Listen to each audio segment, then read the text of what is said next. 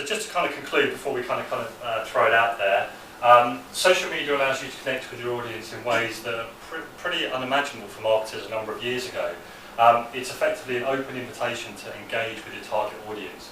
They're out there, they're spending time online, they're doing it in lots of interesting ways. It's your chance to go and engage with them in a way in which, even a few years ago, marketers just did not have that power. A key rule of thumb, be authentic, don't fake it. Don't go in there with the view that I'm going to push my product out and talk about me. You need to go out there and engage with people in a way in which you're trying to give something back as well as receiving something. The majority of tools are free, but there is a drawback. They do take time. If you're going to manage these things in-house, be aware that you need guidance on how to use them, but it is going to have an element of time on your day in terms of using them, and it's quite intrusive in many ways. I mean, I have my Twitter page open at work, and it's kind of jumping in your day a number of times, and you kind of have to learn how to manage those things effectively. And just before we finish, just a few more facts around kind of social media and why you need to get involved. 93% of social media users believe a company should have a presence in social media in some way. So if you're not already there, you need to find a way of engaging. 85% believe a company should not only be present, but also interact with its consumers. So you might have your page, but if you're not engaging the audience, you're not communicating with them, effectively it's a waste of everybody's time. And 56% of users feel both a stronger connection with and better served by companies when they can interact with them in a social media environment.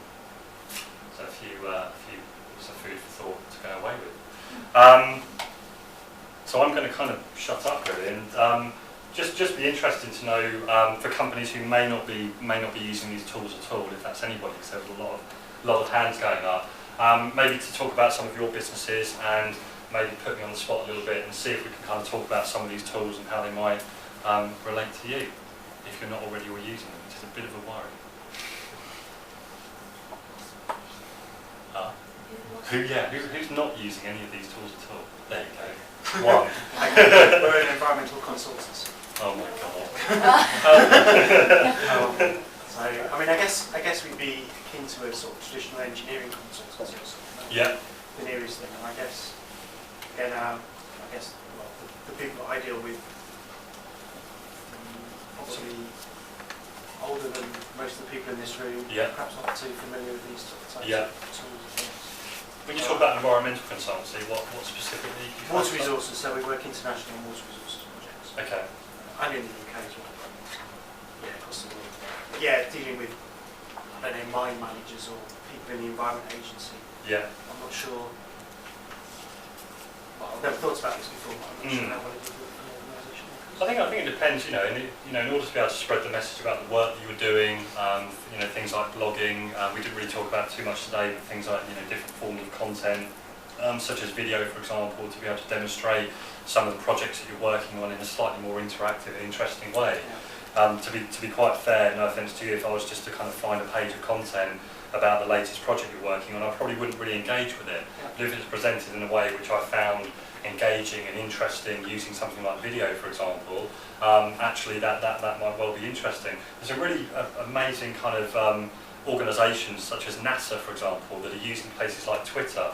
I think they are, well, obviously there's a human behind it, but they've got one of their probes out in space somewhere, and they've got a NASA guy writing as if he's the little probe on Mars or something like that. So it's quite kind of interesting, and they've got thousands of people following this little probe to see what he's up to, and he's just gone across on Mars and he's taking photos as he goes, but they're kind of humanising it and making it quite interesting. So even some of the most mundane and strange things, you can actually turn it around and use social media in quite an interesting way. So I don't know whether Twitter would be relevant, but certainly thinking about different types of content and ways that you can present that back and educate people about what you're doing, and keep them updated and get people interested could be a means of using it. Oh, it's great, really great talk. I think there's a massive benefit to this, which is PR, because this thing about blogging, I do a lot of blogging on websites, and you're so right about if you go there to give rather than to grab, that's when you really get a most unexpected paybacks. And I was actually found by an organisation representing Google through a blog, and I'm on a big project involved with them from April with Google, where they're promoting me and my book. But it started off on a blog, they just found some of my postings, Yeah. got in touch and said, we really like your post, will you be our expert on X, Y, Z on this big website? So there's a massive PR benefit. I mean, I'm in favour, as you know, of online and offline PR, so it's, there are unexpected dividends that Absolutely. that can pay back. And I've often journalists are trawling these sorts of sites looking for helpful, instructive bloggers. Yeah. It's an easier tool. Yeah. I mean, I know for a fact that a lot of journalists these days will go to places like Google News and they'll be researching stories through these sort of more up to date means rather than their traditional. Which I'm not a journalist, so I don't know how they would traditionally go out and maybe find their stories. But I know for a fact they're using things like blogs. They're using places like Google News to run searches. They're using Twitter searches to go out there and find things that are interesting and going on. And if you're not there, you're not going to get picked up. But obviously you were, and you've seen the benefit from that. So Well, hopefully we'll be from April. yeah, fantastic. Yeah, I'm actually one of the ones that don't use any of these interfaces at the Okay. moment. I was too busy writing notes to get my hand up and say, being a good student. Yeah, to be honest, I find some of these interactions as a person quite annoying. I went onto Facebook because friends of mine had posted stuff up there, so it's an easy way. And then I wish I'd never done it. Because it just tries to take over your life. Yeah, I hate So in a way, it does some of these elements. I'm in IT on the hardware sort of element, fixing it. So you think I'd know more about it. It's interesting. I will look into it, but I've never. I do agree. On our website, we offer advice out to people, and we do get feedback saying, "Oh, thanks, that's great," but they've got to find us in the first place. Yeah. Well, I suppose it's about finding the kind of the sites and the niches and ways of kind of spreading that out. At the moment, I presume it's kind of all within your website and people have to come to you. Yeah. Whereas actually there's ways of probably taking that, maybe changing the content slightly, amending it, but then kind of pushing it out through the right channels. And then not, I'm not going to sit here and say every single channel will be right for you and you should go hell for leather and to try them all. But there will certainly be ones that you find comfortable and that you want to begin to use. And often we find at work that we're kind of trying different things and then we discard that. No, that hasn't really worked. That's not really for us. But we find 2 or 3 that work very, very well, and we dedicate our time to those. Because Twitter, for example, is the new big thing. Yeah. But there'll be another one. I don't think you can really get your 140, letter messages down to any more and it mean anything. So I don't think it's going to go any more micro than microblogging already is. But there will be something else which will come out in the next year or two, which kind of which takes over. But it is about finding and kind of sticking with the ones that work for you. Yeah. That's really interesting. One of the issues I think is, and I'm in it at the moment, but touch wood it's going okay, is the loss of control when you put yourself out into the universe, whether you're as an author or an expert, and you're kind of like, and I'm at that stage now, I've got my books on Amazon and I've got loads of reviews in there, and so far, touching, they're all really good, and I'm just thinking, God, what the night when I go on there, it's like, what is this? And you have got no control over it to a certain extent, so to that degree, you may put yourself out there, but you've got to keep a clean sheet and behave as impeccably as possible, because you don't know what's going to bounce back at you. So you're going to put a review on Amazon down.